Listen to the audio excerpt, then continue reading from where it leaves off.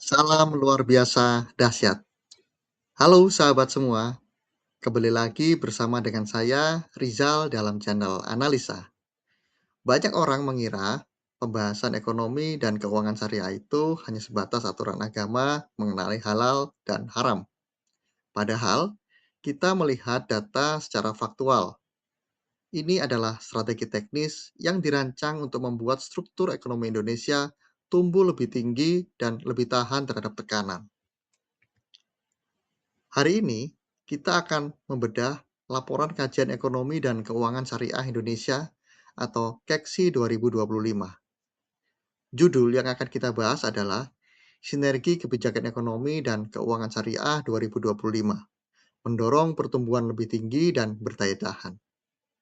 Kita akan melihat langsung bagaimana kebijakan ini didesain bukan untuk membatasi pelaku usaha, melainkan untuk memperbesar kapasitas produksi dan memastikan stabilitas keuangan kita. Mari kita mulai dari kondisi nyata yang kita hadapi hari ini. Mari kita perhatikan di sini. Kita menghadapi eskalasi dinamika global yang sangat nyata. Beberapa orang mungkin melihat ketidakpastian pasar keuangan global dan tekanan inflasi ini sebagai alasan untuk mengurangi ekspansi bisnis. Namun, mari kita pecahkan masalah ini menjadi bagian yang lebih kecil. Ketatnya likuiditas global memang menaikkan biaya dana. Konsekuensinya, jika kita bergantung pada aliran dana dari luar negeri, ekonomi kita akan sangat mudah goyah. Oleh karena itu, kondisi eksternal yang fluktuatif ini justru memaksa kita untuk mengoptimalkan sumber pendanaan dan produksi dari dalam negeri.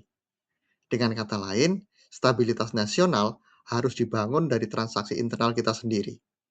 Dan disinilah instrumen syariah itu mengambil peran yang sangat teknis. Bagaimana cara kita tahu bahwa ekonomi syariah itu benar-benar berfungsi sebagai pendorong ekonomi dan bukan hanya sekedar jargon? Kita bisa mengevaluasinya dari 3 kriteria utama yang tertera di sini. Pertama, inklusif. Program ini langsung menjangkau UMKM dan pesantren. Artinya bahwa distribusi modal yang diberikan kepada kelompok yang memiliki volume transaksi harian yang paling tinggi di masyarakat. Kedua, berkelanjutan. Pembiayaan syariah itu memiliki syarat penjagaan lingkungan atau green economy. Ketiga, digital, di mana semua proses di sini diakselerasi oleh sistem pembayaran dan pencatatan data yang presisi. Jadi, peran ekonomi syariah di sini adalah memastikan perputaran uang itu terjadi secara merata, ramah lingkungan, dan tercatat secara valid. Sekarang, mari kita masuk kepada sisi kebijakannya.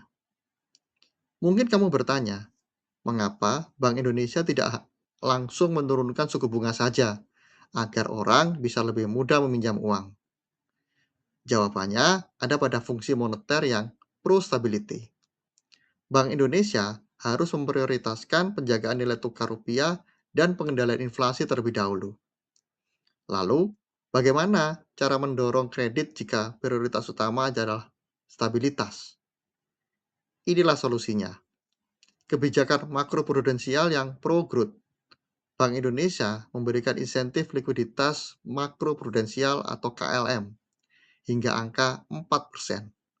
Insentif ini dikhususkan bagi perbankan yang memberikan pembiayaan ke sektor prioritas seperti industri halal, UMKM, dan ekonomi hijau. Artinya bahwa Bank Indonesia itu melonggarkan aturan bagi bank yang benar-benar membiayai produksi fisik, bukan membiayai spekulasi pasar. Sekarang, mari kita beralih ke sektor real, khususnya ketahanan pangan.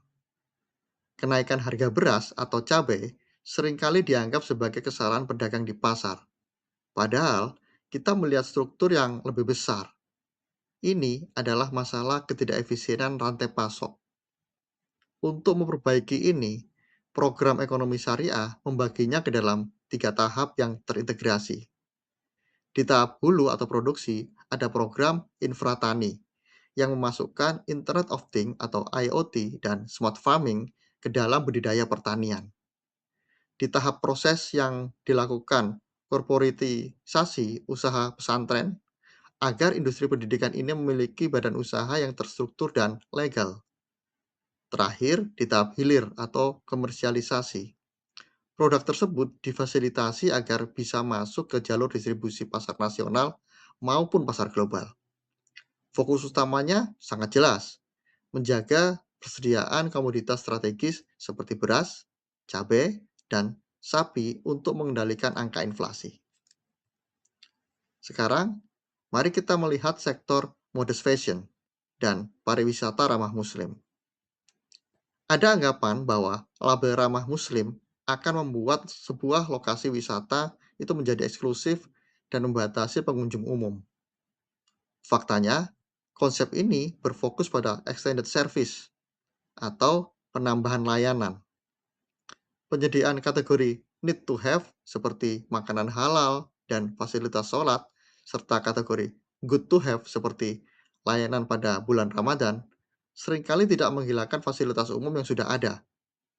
Konsekuensi logisnya, destinasi tersebut justru memenuhi standar kelayakan bagi wisatawan muslim global, yang pada akhirnya menambah jumlah kunjungan tanpa mengurangi segmen wisatawan sebelumnya.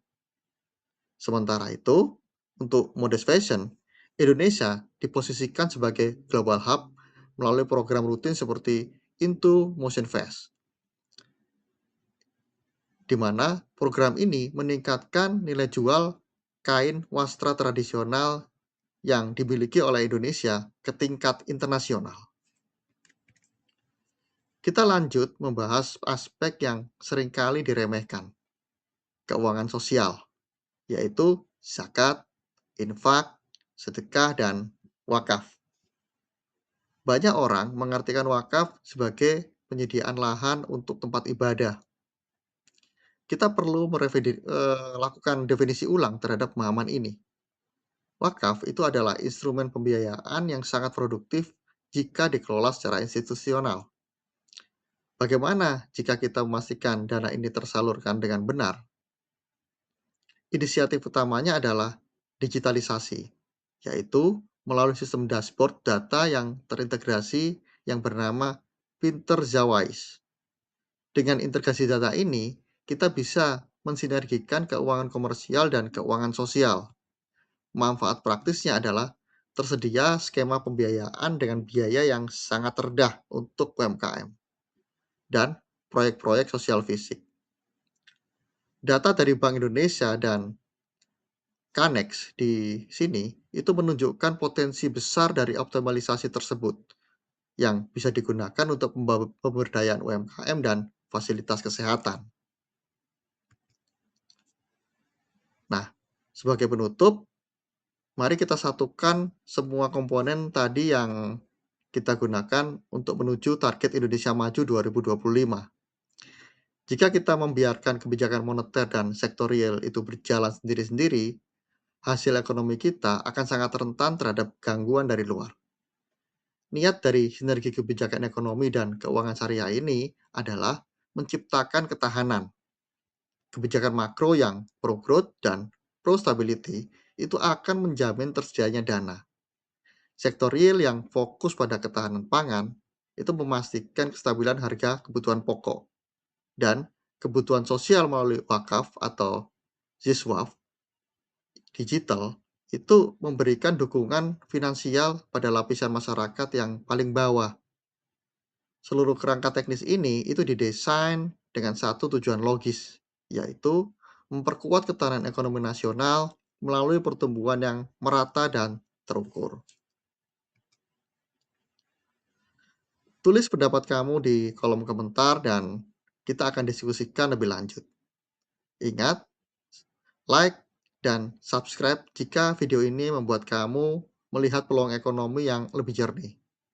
Bagikan video ini ke teman, keluarga, dan rekan bisnis kamu agar mereka tidak ketinggalan momentum yang penting. Sampai jumpa lagi pada video analisa selanjutnya.